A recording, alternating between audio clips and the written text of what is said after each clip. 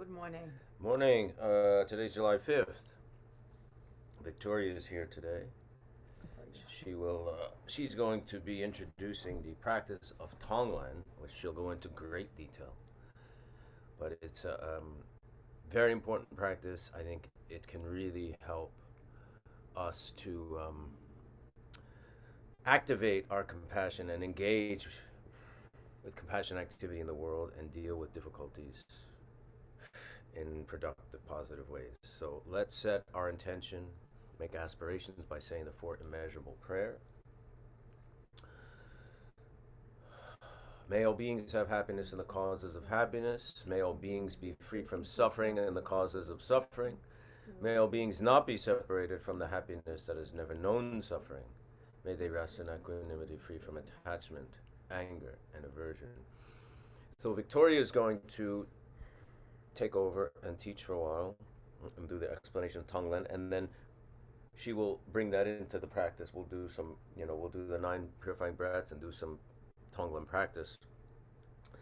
At some point, we'll read a short reading that we have, and during the reading, that would be a good time to type in your questions rather than type them while she's talking, because it's better to have all your attention on the explanation.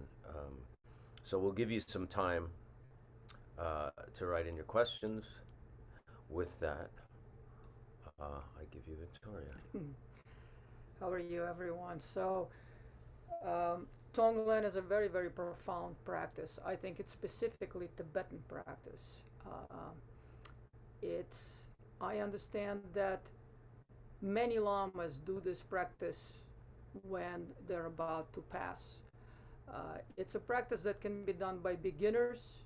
It's an intermediary practice, and it could be very profound. And it's a practice to follow you on your entire path. So its benefits are very vast. So keeping in mind that we are here more like clouds rather than mountains.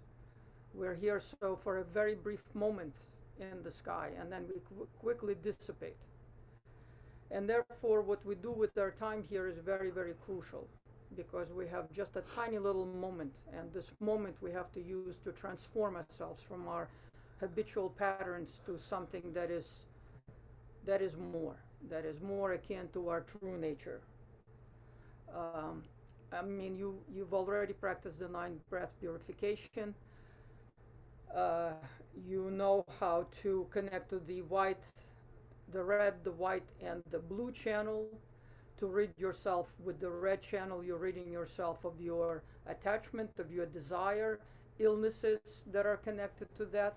With your white channel, you are connected to anger. You are ridding yourself of the illnesses that are connected with anger.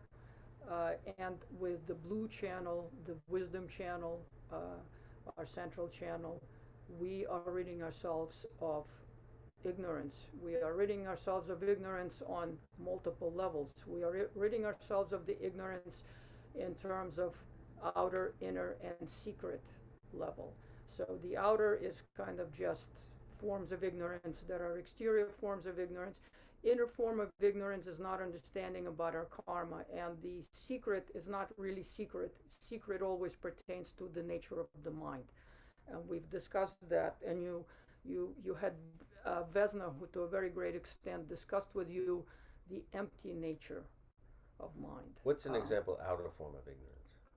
Outer form of ignorance is when we behave badly towards someone, not understanding, first of all, the empty nature of our actions and of our mind, but also not understanding the relative level of it, the inner level of it, which is karma, that every time we behave poorly towards someone, we're creating horrendous karma for ourselves. So it's like Dalai Lama says, be enlightened selfishness. At least understand that you're creating negative causes for your future life and for this life, of course, every time that you engage in negative thoughts and negative actions and words, because in Buddhism we always understand everything on the level of body, speech, and mind.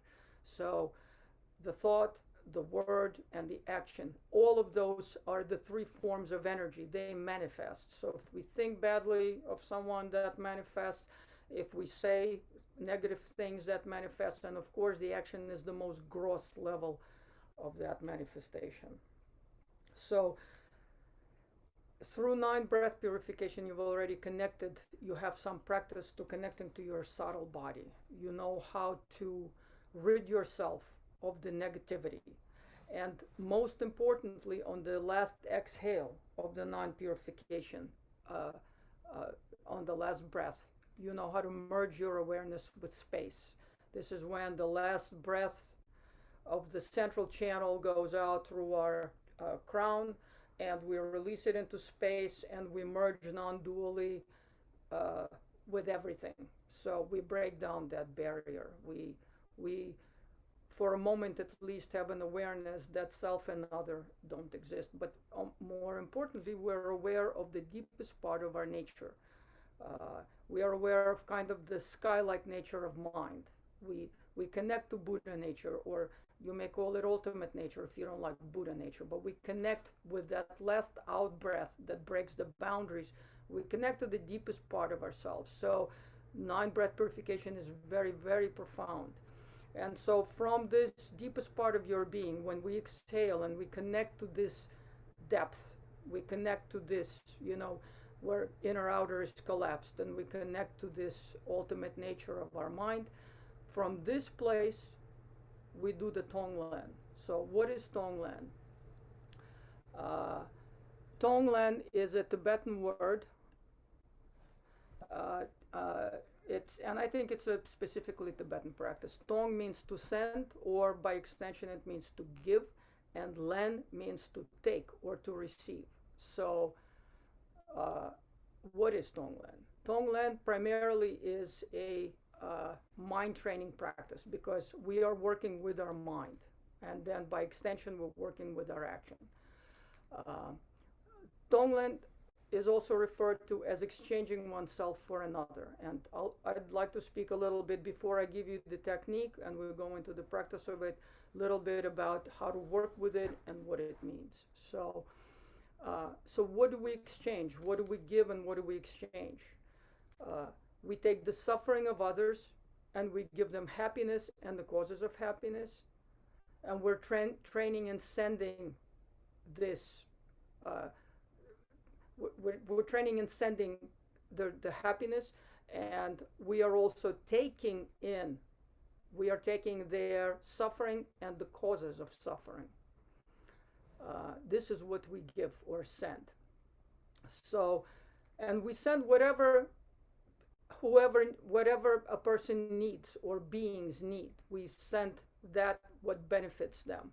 We send them whatever is required, and we take from them whatever suffering they're experiencing right now. So Tonglen is used to help others. It is also, it's a very vast practice. It has many, many, many applications, but some of the basic applications are helping others, dissolving difficult situations, and transforming difficult relationships that we have in our life. In other words, we're dealing with our attachment and aversion, because we want to help people we love, but then we need to deal and also help people toward whom we have aversion or hate. So we're dealing with our attachment and aversion. We can also use Tonglen for illness, our own, so self-healing practice, and we can use it for helping others to heal. And we're basically in Tonglen dealing with any kinds of obstacles. So the 9 breath purification is done for oneself, to rid oneself of obstacles, and to kind of prep ourselves for, to be in that state of mind out of which we can help others. And Tonglen is done for others, right? We take their suffering into ourselves, and we send to them all the good things and whatever they require, whatever happiness, whatever would constitute the happiness for them. So because it is a mind training, and because it works with transforming our own mind and our own grasping to what we love and what we hate or dislike, Uh, Tonglen is also helping us. I mean, it is a transformative, an extremely helpful practice for transforming our own mind, our habitual and perpetual kind of behaviors that we're always engaged in. By doing this practice for the benefit of others, we're diminishing the habitual strength of our ego, and with we're working with trying to destroy with whatever thinking that supports it. It means that we're working to diminish the source of our own suffering, which is this ego. And in Buddhism, it is said that the self-cherishing, the ego, is the source of all suffering.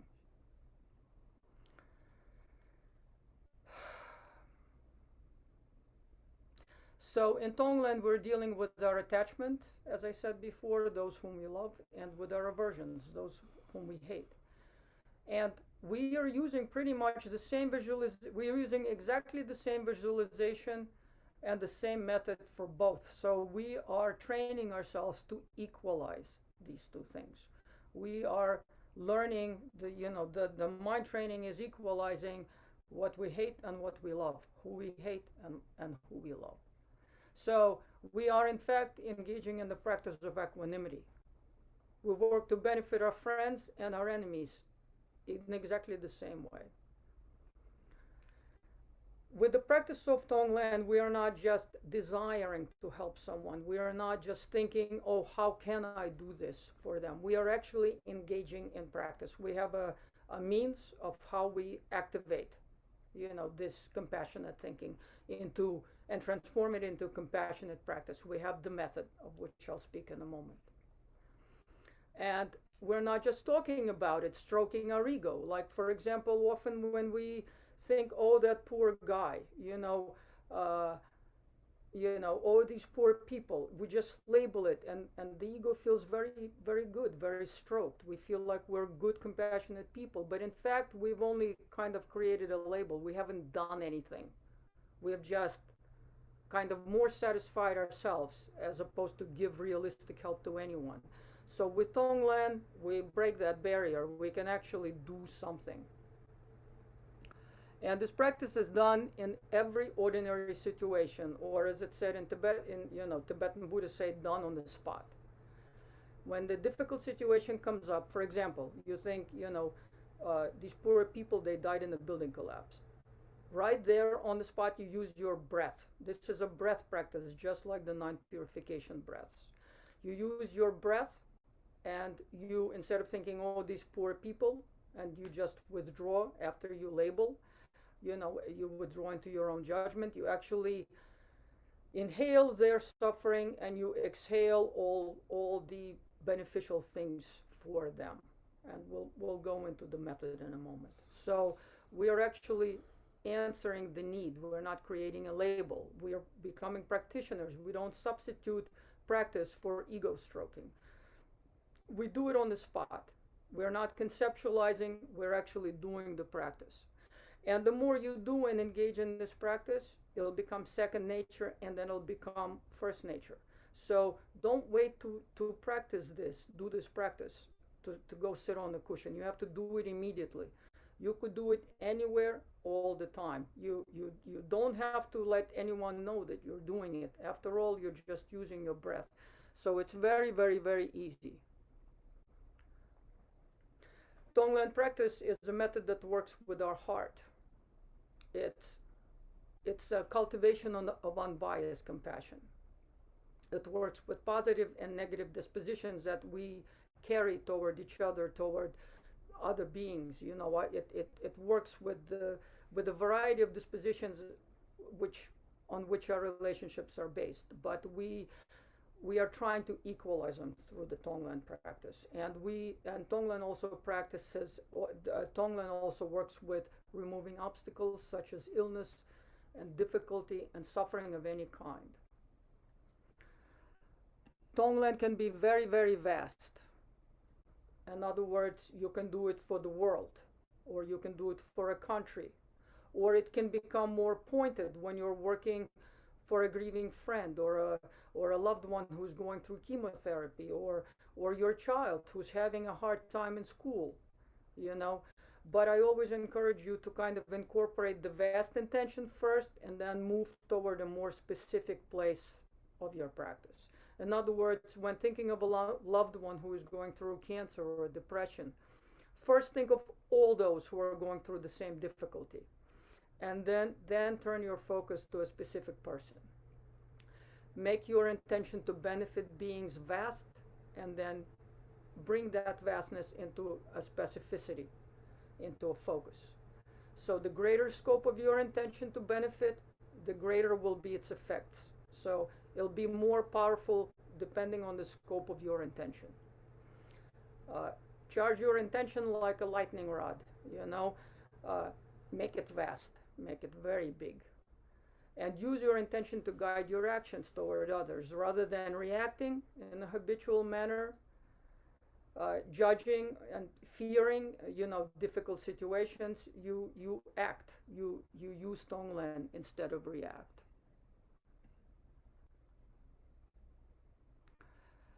When you're dealing with difficult people, when we are all dealing with difficult people in our life, Tonglen allows us to change our negative emotions, starting from being annoyed, to hate. And that's really like, being annoyed with someone. It's, an afflictive emotion is like a lamp on a dimmer switch. The small form of hate is just annoyance. But don't think that just being annoyed with someone is not a form of aggression, is not a form of hate. It's like the lamp being switched to its lowest setting. If you allow it, it will grow into something much, much worse. So you want to change that. That's why we're working with these kinds of things. We want to dim the negative and transform the negative emotions.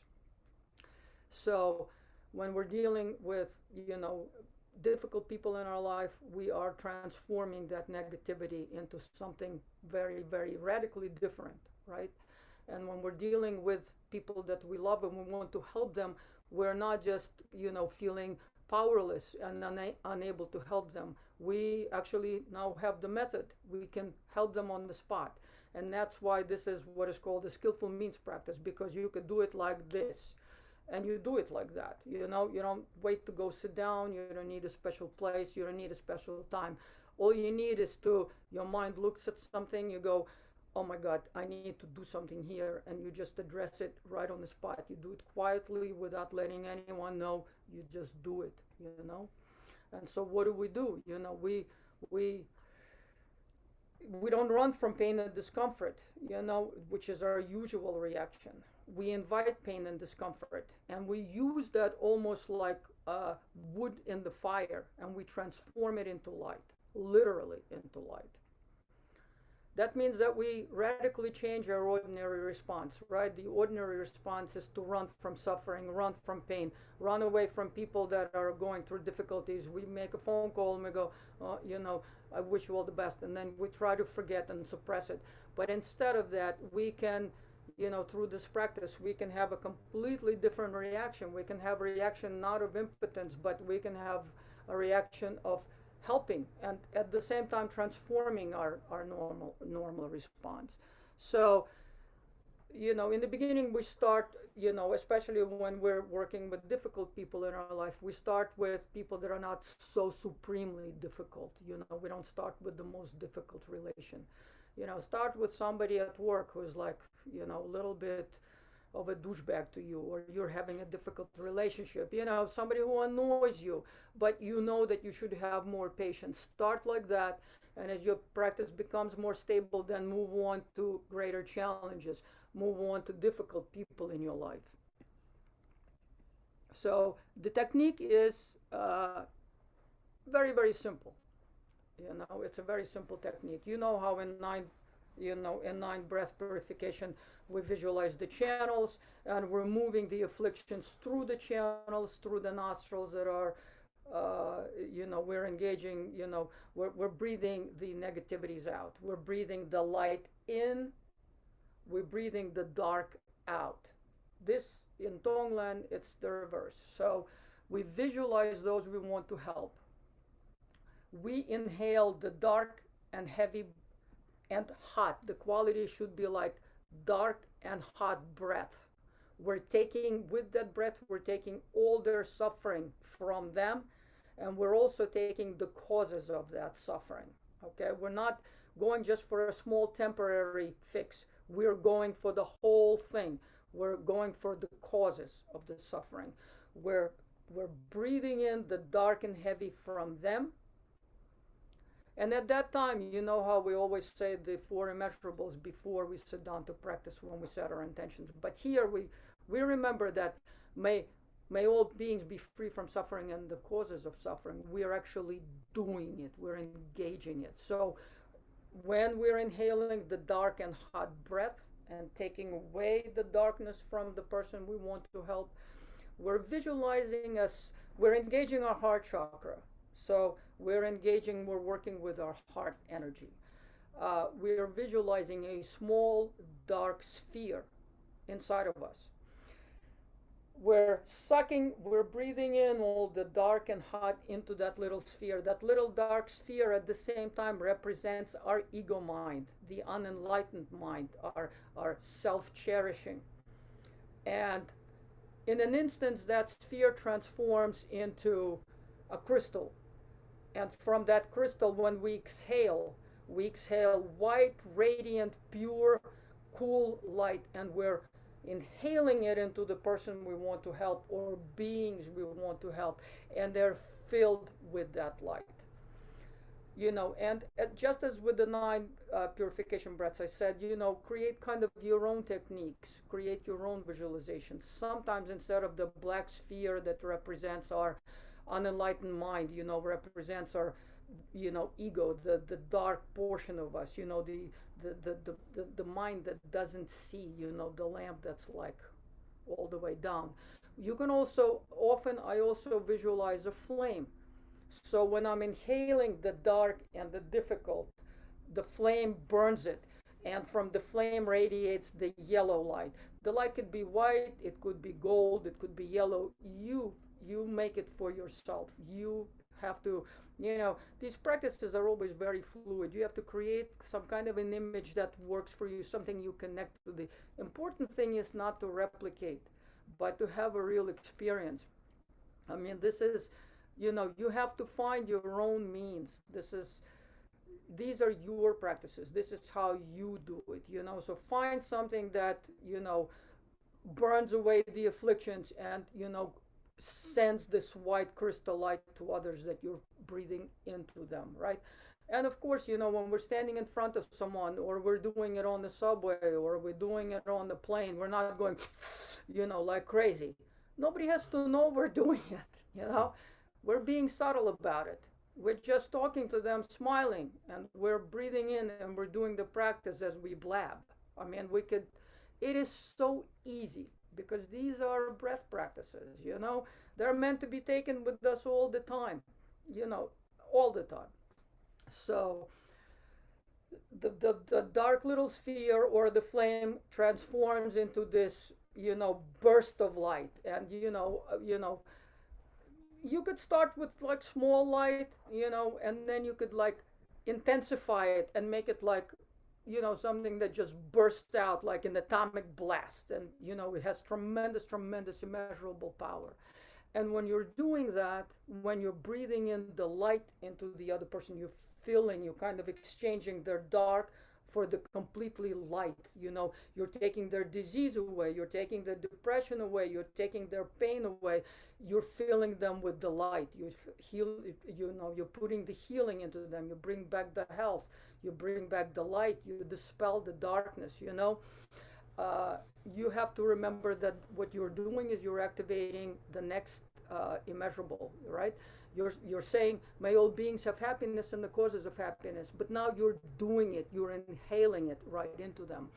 And also, with these rays of light, you can also imagine, for example, if you're in the subway, you're in the street, like in New York, we're engaged with that all the time. You see a person who is a homeless person who doesn't have to eat. That light that you radiate, you can send out on that light. You can send out the shelter. You can send out the food. You can send out the medicine. You can send out whatever you want. That light is yours. You can send out whatever your imagination can create. So be skillful. Keep doing it, and you send it out to all beings, people, animals, bugs, everything. So it's an incredibly, potent practice. So that's the technique. You're breathing in the hot, dark. Your heart transforms, the dark little sphere or the flame transforms into this luminous crystal, and this is the luminous crystal is the same thing as what you're experiencing on the ninth breath when you're merging awareness with space. This is your real nature. This is the real you. This is the place from which you can do tremendous things, and you can help beings, you can alleviate suffering. This is the connecting to our nature, to our true nature.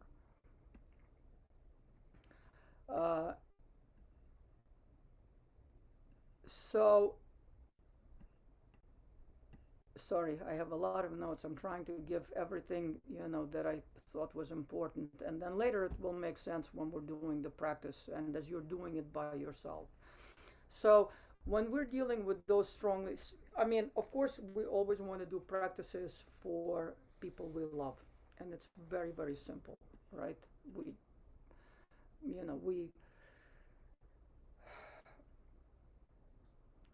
We have the person in front of us. It's our child, it's our parent, it's our friend. Instead of just feeling sorry for them and withdrawing into our own little space, also maybe feeling depression and agony because we feel helpless, we use the practice. We take away their difficulty. We're breathing the light into them.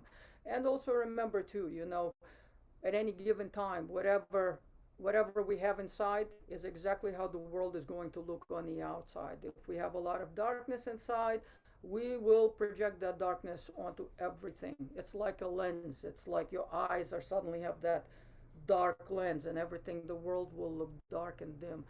If if we're doing the practice and we have the light, no matter how difficult it is, things will become easier. So dealing with the loved ones, it's not a difficult thing. It's pretty easy.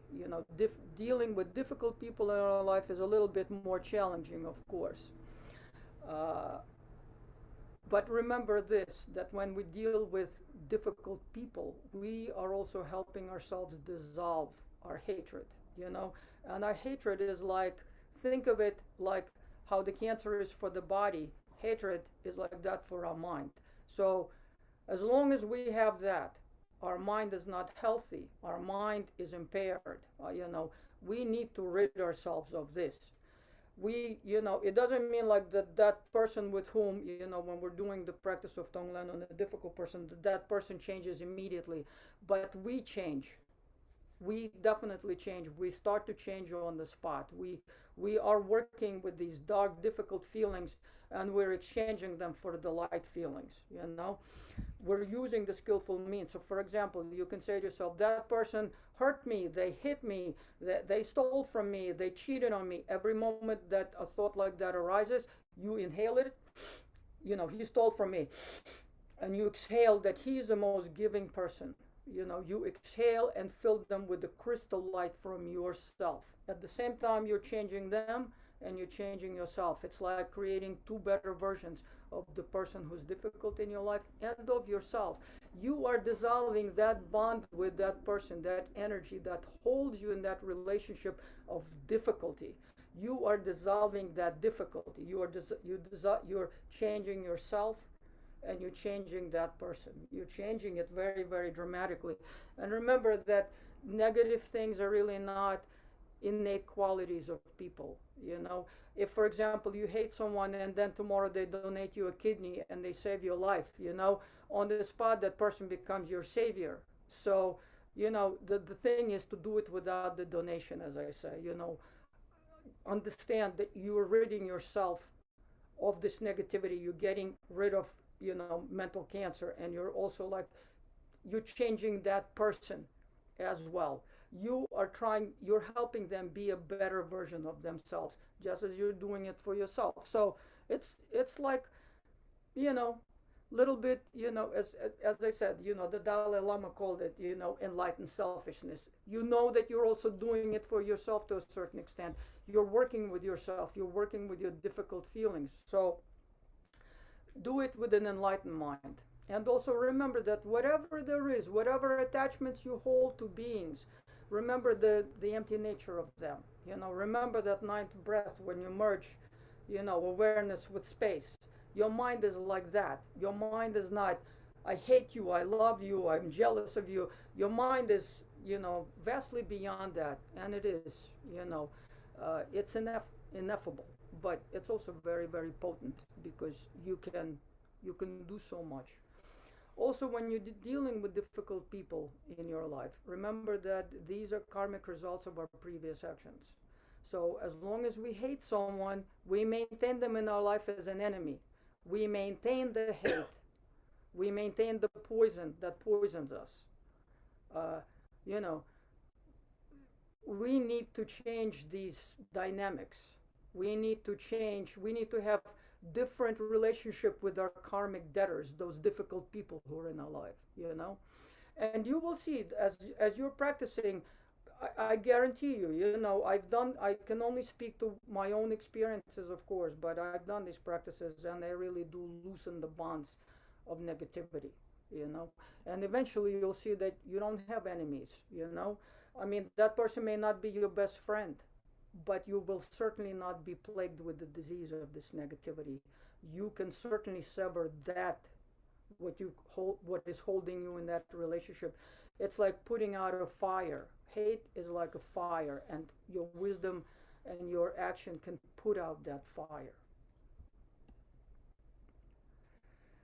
It's our mindfulness. This practices the mindfulness and mind training to rid ourselves and others of our mental disease, the negativity.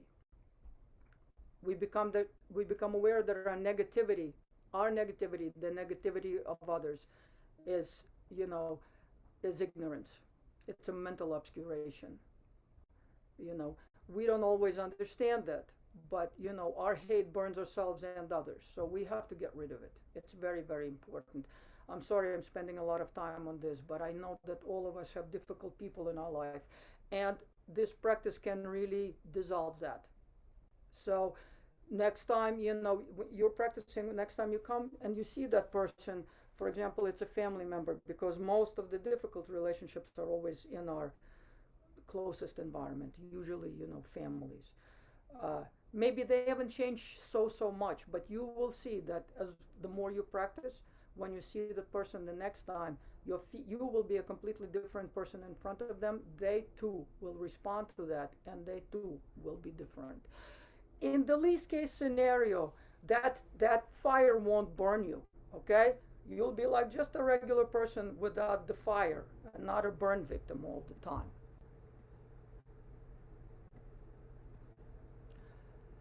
So that's why the benefits of Tonglen are inconceivable, in terms of helping others, but they're also incredibly transformative when we deal with difficulties, with difficult people, you know, or even just, dealing with our own illness. We do the same thing. If we're dealing with our own illness, we first think of all beings that have the same illness.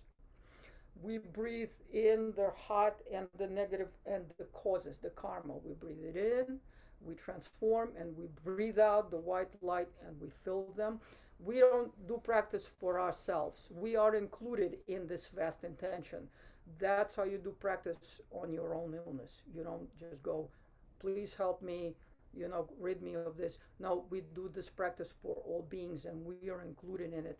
And you will see that when you're doing practice for others, suddenly your own difficult place, your own illness is not crushing you like a boulder any longer. It becomes, very, very, it becomes lighter to bear, you know. Same thing you do for depression or mental illnesses. You do the same kind of a thing. You breathe in and breathe out, for all beings who are undergoing through the same thing. By the way, mental illnesses, most mental illnesses, in a Buddhist view, are also physical, are also happen on the level of the four elements that comprise our body. It's an imbalance, elemental imbalance. So we treat it like we would treat anything else. And so, we expand our intention, we make it vast. We turn our mind into light, and instead of self-pity, we use our power of action, and we purify all others and ourselves. So when we start the practice, we will invite the darkness of others on the inhale, and we will transform it into cool light, and we will exhale and fill the others with luminous rays. And now I think we should do the practice itself. First, let's do the 9 purification breath practice. And then when we do the last exhalation for the central channel, we will remember this, we will connect to our vast sky-like nature of mind. And from that place, we will take the intention to benefit others.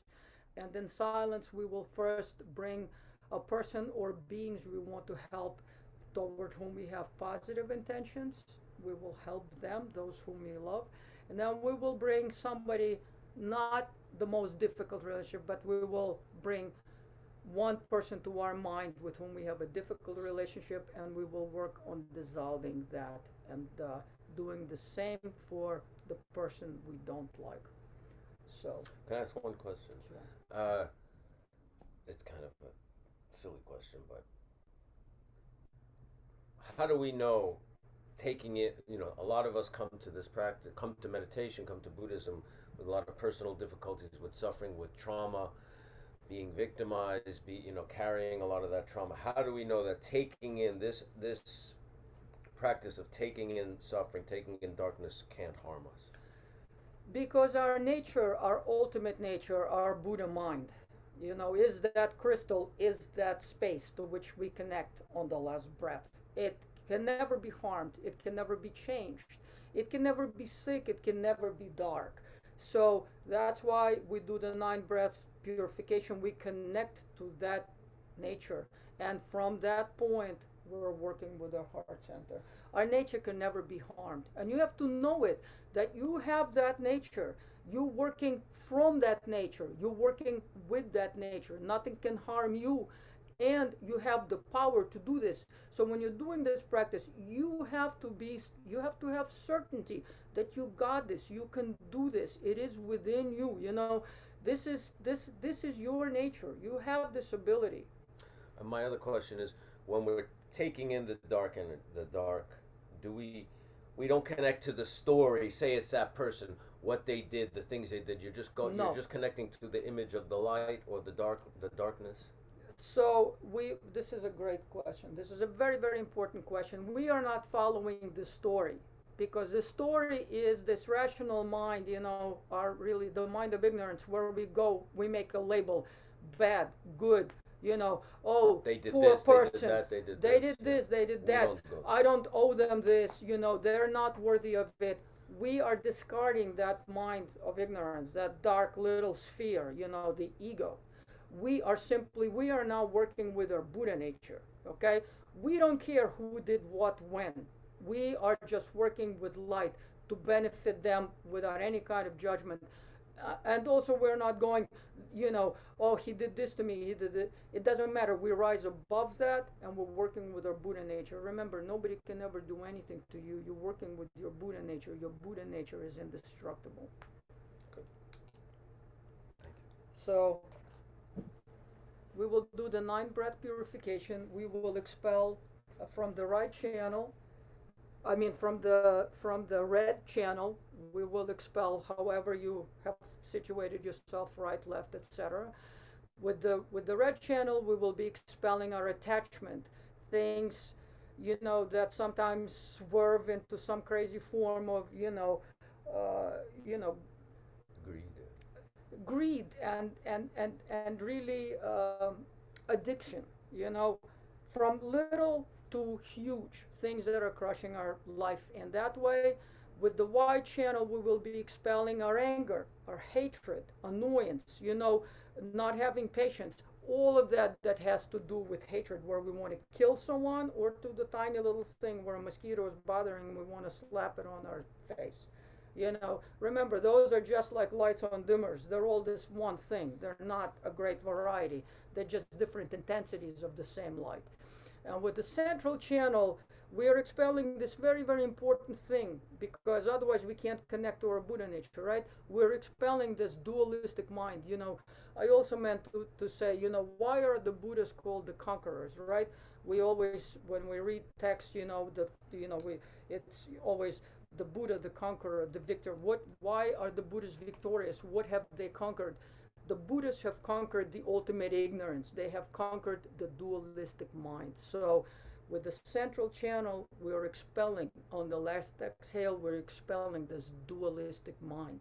We're clearing away the final ignorance, and from that place, we will bring forward, person we want to help for a few minutes, and then let's do 3 breaths for the person we love and we want to help, friend, your pet, whatever. Will you be talking us through that?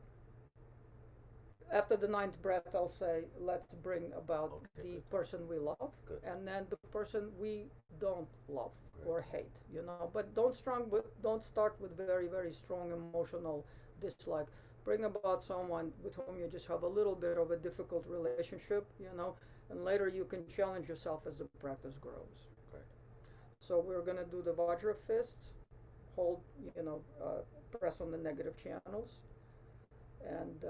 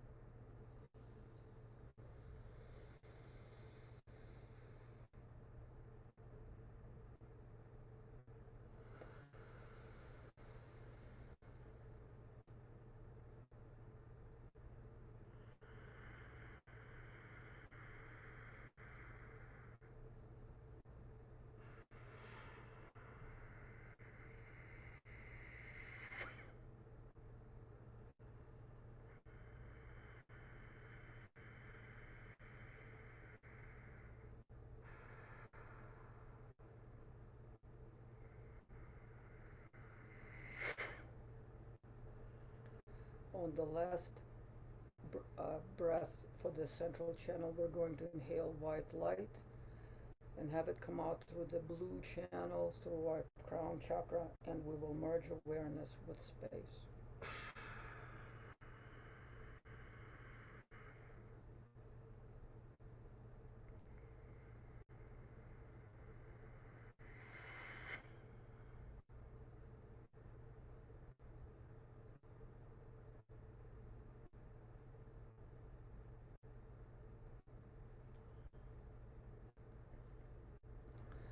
So we will bring an image, we will visualize a person whom we have positive feelings for, someone we want to help, for whom we have this, with whom we have this connection. We really want to take on their suffering, and we want to give them the happiness. We will do 3 breaths for them. So we're drawing in the dark, hot air into the small black sphere in our heart chakra.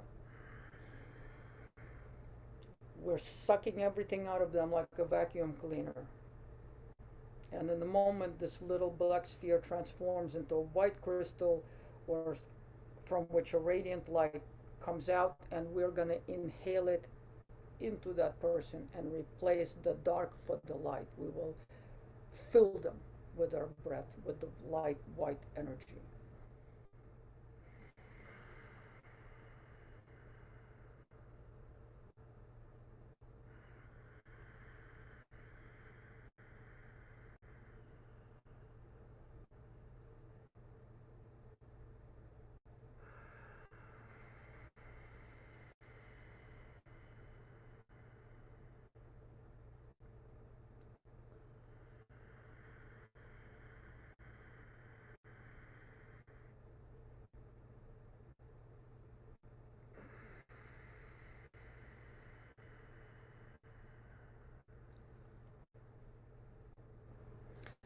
And now we're going to visualize a person with whom we have some difficulty. And we will take this difficulty, we will take all the negativity out of them, we will inhale it as dark, hot breath into ourselves.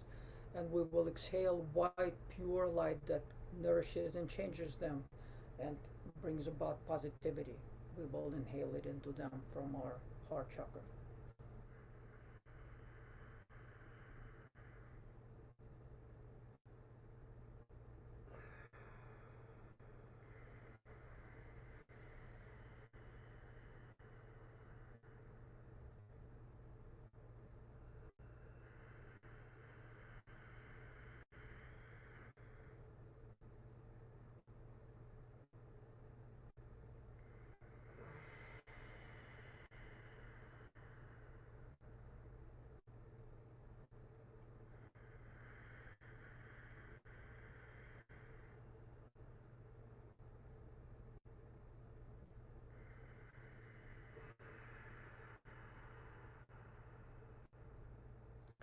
Also, I would like to add that there is, when we're dealing with nature of mind, there is no time. So, if there is someone in your life with whom you parted and they passed away, and you have this residue, and you've never really cleaned up that relationship, you've never cleaned up these difficulties and these feelings, these negativities, you could do them because, in the nature of mind, there is no, past, future, and present. You could do that at any time. You can connect to that person's mind and work with that now. So there should be no residue in your life. Clean up all your, you clean up all your past relationships, you clean up all your present relationships, and so your future will be without these negative relationships. Eventually you'll see, the more you do this practice, you won't have enemies. You'll have to use, like, public figures, or someone from the past, from history, to do this breath work. You will, because you can think on prisoners in prison, someone who's committed a horrible crime. You can vacuum them out of this horrible deed, this energy that brought them to commit this deed, and you will fill them with clear light. Eventually you will have no one that you can call an enemy. The more you practice, the less there will be this personalized nature of having these relationships with people in your life, in your present. Can we go right to questions, because we're getting close to 11? Sure. That'd be great. I'm sure we'll have several. So send your questions. I have a question. When you say you wanted to, good example is the building collapse in Florida. Now there's 120 something people still buried under the rubble. If you wanted to practice, how do what imagery would you use to connect to the people that have suffered there, and their loved ones as well, not just the people in the collapse? I would say that, when we do that particular practice for that situation, we think of the people who perished, we think of their loved ones, we also think of the first responders. Just imagine a person pulling out a child from under rubble who is completely, squashed, and, you're picking up, a 4-year-old with your hands. What happens to your mind? So we have to incorporate all that. We don't necessarily have to visualize faces. we can just connect on an energetic level. We connect to all that suffering that's transpired. We can visualize a group of people, but it is really not necessary. We do more, we visualize more when we connect to a specific person. When we visualize a group of people like this, we just kind of connect more on the energetic level, on a level of feelings. We feel them. We feel the presence of that. Would it help to use the image? Say you've watched it on the news. That image that you saw of the actual site of the collapse. Would it help to connect to that? Absolutely. You can feel like you're standing right there. Mm-hmm. Okay, it's right here in front of you, and you're thinking of this threefold. Maybe I missed something, but you're thinking of the victims, you're thinking of the families, you're thinking of the people who are actually working in the midst of this grief. So, and you can expand it, of course. All nasal breathing on the 9 breaths. It's nasal breathing. Also, when you're doing the Tonglen, should you breathe through the nose? Yes. Unless you're incapable for some reason, yes. You do your.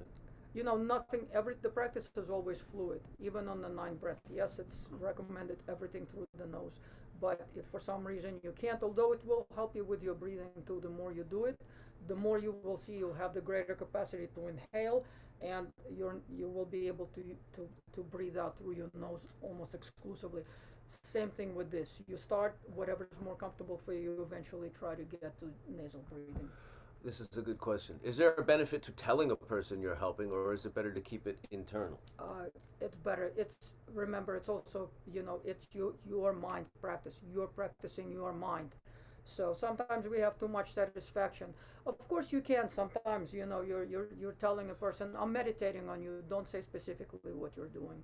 You don't need to do that, Where can we find more info to keep practicing? Do you recommend a YouTube channel or anything? There are many Tonglen lessons on YouTube. Pema Chodron is one, is one of the great teachers who does a lot of that practice. Yeah. I wonder if the major difficulty I'm struggling with right now, monetary. I owe so much to the powers that have a death grip on my home and utilities.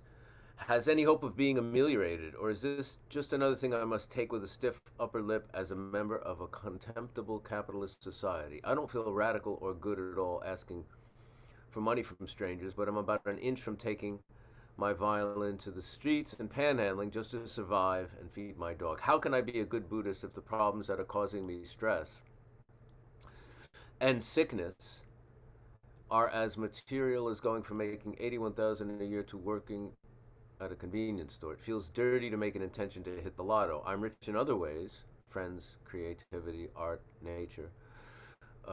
Any practical advice that isn't just picking up a 3rd or 4th job? Thank you so much.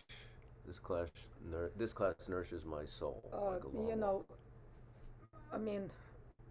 It's difficult to give advice to someone who is in a lot of difficulty, and because everything would seem like belittling the situation. On the same hand, at the same time, a lot of people are in the same boat. So in Tonglen, what we do, how we practice the mind, remember, when your mind changes, your exterior changes. When your inside changes, your outer world will change too. So you're working with your mind. You're going away out of this mind of everything is bad for me. You're going to the mind, things will change, things will radically change, and things will be different. Again, in Tonglen, we are never doing practice for ourselves. We can be included in practice with others. So in your particular situation, you bring to mind the difficulties of all those who are suffering the same situation. Make it more severe. Think of situations that for years persisted in other countries. A mother not able to feed her children. People who have no shelter, people who have no violin. You bring that to mind. You make the intention vast, and you're included in that, and see what happens from that. You no matter what happens, you still have to practice your mind, because the more you feel pity for yourself, the more difficult your mind will slump into depression. You need to combat that, because also when you start to go on interviews or do other things, you want to come in with a positive mind. And when your mind changes internally, and I really do that on an experiential basis, when you change your mind, your world will change too, because your inner state is the direct reflection. What you see on the outside is exactly what you have on the inside. Someone in my life ex-army buddy of mine. He's done some horrible things. I don't want this person in my life anymore, and they keep trying to reach out to me. How do I finish my relationship with this person while also attempting to give them this healing for their own lives? It's exactly I what, just don't want to be involved in their lives from this point forward. I hope that makes sense. for right now, you don't need physical presence of that person. You keep doing this practice for them. You take out exactly what we just did, the technique. You inhale, and you're also like reminding yourself, I want to relieve them not just of of this dark what they're doing. I also want to relieve them of the causes of what leads them to be this person, the hatred, the negativity, and primarily the ignorance. You take away this instinct to kill or do horrible things, and you take away the karmic consequences of all this. You do not have to be face to face with them, but I assure you that in time, if you're really doing authentically this practice for their benefit, eventually you will be able to be with them, and not have these negative feelings. But you don't have to be with the person you know who has these difficulties. If you yourself, you have to be realistic, know if you can bear the emotional impact or not. But you can do the practice, and you should do the practice. Just because you know somebody like that with these difficulties in your life, it almost like forces us to practice. We have to do our duty. We have to benefit others. So boundaries are okay, physical boundaries, and healthy. Of course, of course. Setting boundaries and limits. And meet them or not meet them. Meet them if you know that things have shifted and you're much better. You're in a great position. You don't feel like they influence you. And you may be surprised also. They may have changed as a result of your practice. I've experienced that in my life. I've had difficult relationships on which I practiced a lot, and those people were my family members, so I couldn't just walk away from them. But I have, experienced tremendous change in them as well as in myself. So, with presence of the person or without it, meet them when you feel better, or don't meet them, but keep practicing. Don't let the being with them or without them stop the practice. Continue practicing. Train your mind. Thank you, Victoria. It can feel overwhelming to breathe in all that negative energy. Can I call on Buddha to help me transform it into light?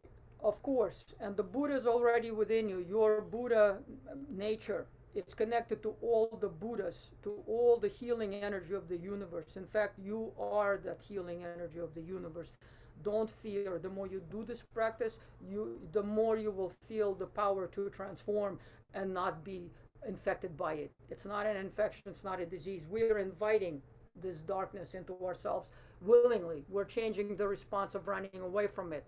We are taking it in because we know that our nature can transform this, and our nature will never get stained by it or hurt by it.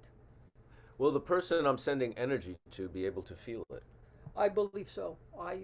For me personally, they may not know it's coming from you specifically. Yeah, and don't tell them, don't engage in this kind of self-cherishing. Oh, I'm doing this for you. Just do the practice. Yes, I absolutely, because remember, mind is energy. And if you're thinking these thoughts, they're already manifesting. Remember, the chair you're sitting on, the house you're in, the computer you're in front of, at one point was a thought, and then it transformed into something. So it's energy. And remember that the energy will go where your awareness is. Wherever your focus is, there will be real practical implications. Energy will change in that spot. But it's good not to tell people, not even that person, but other people, I'm doing Tonglen for so and so. Because that's a mind of self. Right? That's mind of self-cherishing. It's like saying, "Oh, I am so amazing. I'm doing this practice." You don't say that. Sometimes, you're helping a friend with cancer or your child. You're going, "Hey, I'm doing meditation practice. I'm with you in this." But don't say any more than that. I'm sending prayers. I'm sending you my love. Yeah. That's it. Is this practice appropriate to use, say, if there's a quality you like in someone, like their empathy? Can you take in their empathy and let out even more? You don't take, positive things from someone away. You can send them from yourself.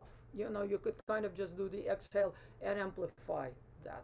But, most likely if they have empathy and they're an empathic person, they don't really need our help.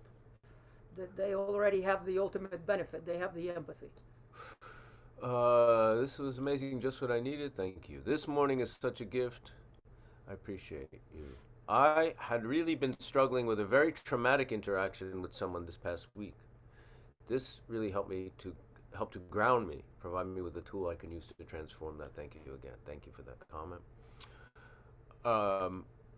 Two questions before I do the Tonglen. Should I always do the 9 breaths? That's one. Once you've done, I mean, the 9 breaths is before we do any kind of formal meditation. You don't need to just connect to that kind of last breath, connect to your Buddha nature. So you're walking down the street and you see someone who's, you think is suffering, or someone you think has a negative energy or has done something on the spot, like you say. Do you need to do the 9 breaths? You No, can just go right to Tonglen. You go right into Tonglen. Just connect to your Buddha nature, go right into Tonglen. When you say we inhale the white light toward the object. No, we inhale the dark hot. We take the suffering, we exhale the benefit. So you exhale the benefit, and it's almost like they're going to inhale it. That's they get filled. We fill them with our out breath, right? We suck it in. We suck in the suffering. We fill them with benefit, with the white light. In an emergency situation where there's an attack, the mind goes to survival mode, and afterwards trauma. It's hard to come out. I'm in the process of coming out. I'm a survivor, not a victim anymore, having been in a coma and suffered brutalities.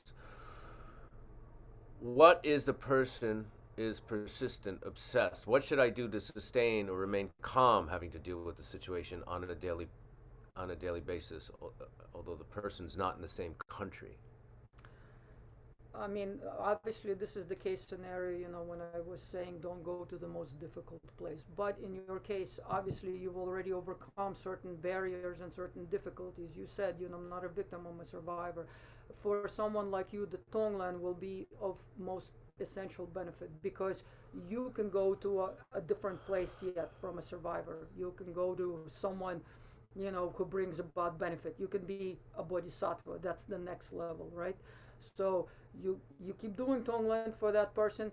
You're included in that Tonglen yourself, because you're taking away your own suffering as well, because you're diminishing your negativity, your feeling of this relationship. You're dissolving these threads, these bonds of horrible negative emotions, and you are curing yourself up until the point of where you can reach and cross over to where you want to benefit them, because now you can get to a place where you're saying that person is really mentally deficient, in the sense of they're so ignorant, they don't understand karma, they don't know Buddha nature, but I do, so I will forgive them, and I can liberate those negativities in them. And yesterday I was watching a movie on the plane, and in the context of the film, the person said that in Arabic, and I don't know if it's right or not, but he said that in Arabic, forgiveness, freedom. The word for freedom is the same word as the word for forgiveness, and I thought, wow, this was so amazing, because truly only when you're like free, through forgiveness, you're cleansed, you're separated from that person who's done you harm, are you truly free, And so I wish you all the best on your journey, and I wish you all the healing. And Tonglen can bring about tremendous healing, and it can take you even a step further. It can take you to like Bodhisattva path, where you are the one who's healing. You've overcome the trauma. You're the one who's healing. And we always say, for people who are struggling with trauma, past trauma, and abuse issues and addiction issues, this practice, Dharma practice, really, it's good to have a foundation of some kind of therapeutic, be therapy, counseling, something like that. Those things should not be, It's not a substitute. It's another modality. It's another way of approaching it. Yes.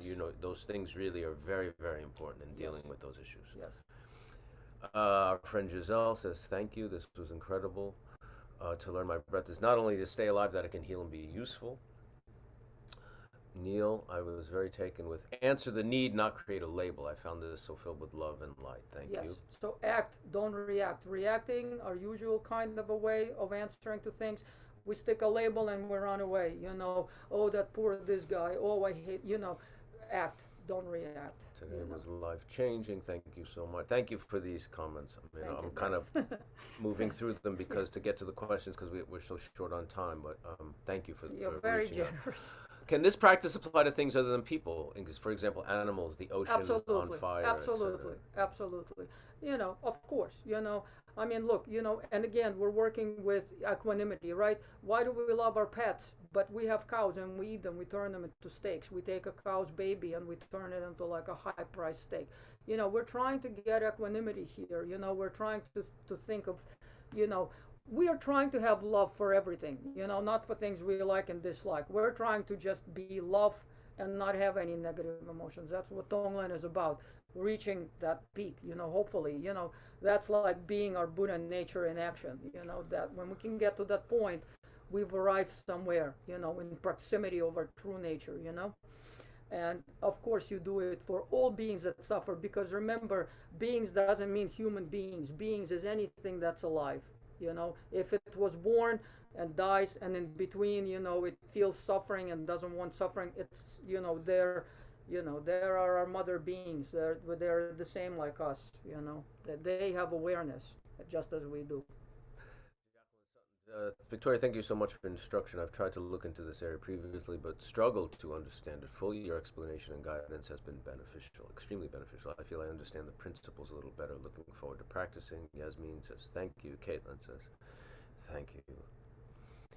Cassandra says, earlier, did you say lamas do this practice before passing away? How soon before they pass away do they practice You it? know, I've heard that. I've heard that from other teachers. They say, you know, like, the lamas will practice Tonglen, beginning, middle, and end meaning, you know, when life is about to expire. So, you know, I mean, there's no really time. You kind of stay in the Tonglen mind all the time. So, you know, when you're feeling suffering, to alleviate your own suffering, you think of all others who are feeling that suffering as well, and you're included in it. You know, believe me, your suffering will be alleviated if you can expand it. You know, you make it vast. Okay. So the lamas always have the vast mind. They're always thinking of the welfare of us little beings, you know. Okay. Thank you very much. That was Thank you. really clear Thank you. very wonderful and really important. Thank you for coming today, everybody. Thank you, Nick, our producer, for his kindness and generosity. Thank you, always. Nick. Let's dedicate the merit generated from today's session for the benefit of all beings. By this merit may all beings attain the state of enlightenment and conquer the enemies of faults and delusions. May they be liberated from this ocean of samsara and its pounding waves of birth, old age, sickness, and death. We will see you next week. If you have further questions, we have an email address. Nick, do you have that handy? Because I can't remember it off the top of my head. But we have a Gmail account for the meditation class. Well, that's it. Michael Imperioli, Meditation 101 at Gmail. I've been a little neglecting posting some of the more recent classes. I will get to those on IGTV. They're also on the YouTube channel. So you can always go to Solidago Productions. And we will see you next week. Take care. Thank you all. Be well.